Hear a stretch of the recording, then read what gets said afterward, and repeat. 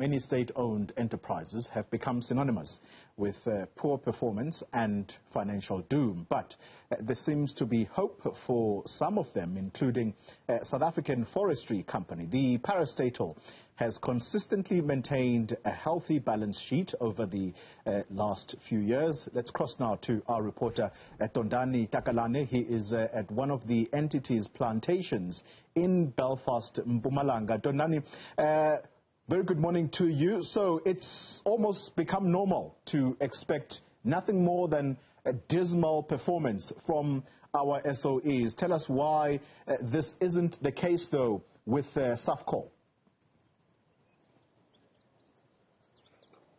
That's right, Tole. So the South African Forestry... Sorry, let's start from the beginning. So the South African Forestry Company Limited, which is the largest forestry company in the whole of Africa, is but only one of a very few state-owned entities, which remain operationally viable financially. So this means they haven't needed any assistance from the government as it pertains bailouts. So I'm standing with the CEO, Mr. Tshepo Munaheng, who should explain to us exactly why this has been the case. How have you, what are you getting right that other SOEs have been getting wrong over the years? I would call it Project SAFCO. Project SAFCO has been a very wonderful project. It's got three legs to it.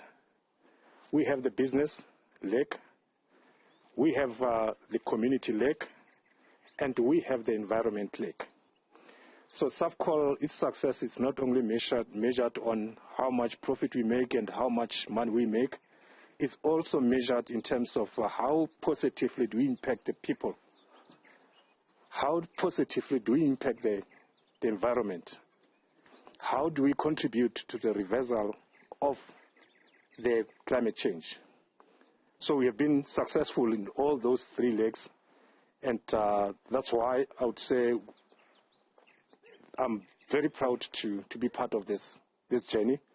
And what helps us is, firstly, we have to have a solid strategy that determines your direction.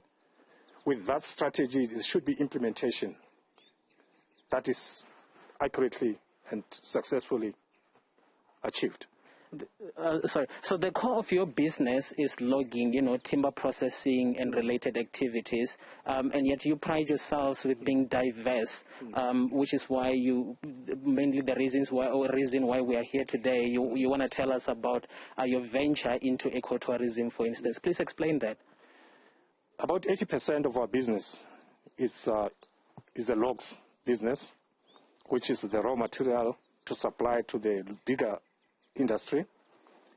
The other, about 16%, is the processed timber that we supply to other companies for structural timber. And the other plus or minus 4% is mainly around diversified revenue streams. We have huge tracts of land. We have about 189,000 hectares of land that we manage.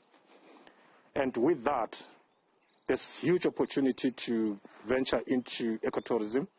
We have wonderful sites that we have to maintain. And those sites, we shouldn't just maintain them, but we should be able to make sure that they are revenue generating.